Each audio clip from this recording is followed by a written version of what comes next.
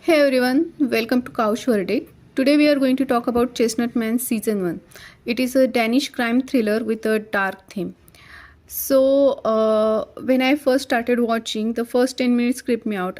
It makes me feel uncomfortable, and honestly, I was thinking if it is goes for next 10 minutes, I'm going to stop because it is not my kind of show. But thankfully, the story moves to the present day, and from that, it got pretty interested. I got hooked up pretty quickly. So the story follows Detective Naya Thulin, who is assigned to investigate a gruesome murder. And she partners with a detective Hayes, who at first seems completely uninterested in the case. And once they start investigating, it looks like there are no leads to follow. The only unusual found at the crime scene is the chestnut doll, which is made up of some matchsticks and chestnut. And honestly, that doll is also creepy. And first of all, since it's an unusual found, nobody pays attention to it, and it looks like it is not connected at all. But when another body is discovered and it has the same, like, similar kind of chestnut doll, so it becomes another that this case is much bigger and much stranger than initially thought.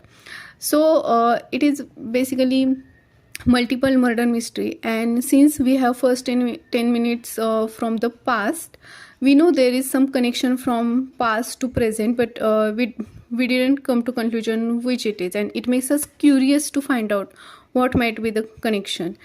And there are some side stories going on about some political figure, and we know it might be connected, but again we keep guessing. What I actually liked the most about the show is that the side story and chemistry between two detectives. Detective Naya feels very relatable. She feels real. She is very calm, focused. And other hand, there is Detective Hayes, who comes across unapproachable. Honestly speaking, he looks like uninterested to solve the case, but it is clear that he is highly intelligent and he noticed things that others miss. And he's a bit strange, or I can say he is a kind of a very quiet personality. As the story moves on, they get along very well, and they becomes, even though they started on the wrong fate, they become a very good team. I also enjoyed the suspense, and I like the atmosphere. The forest, the weather, the music, all help create tension.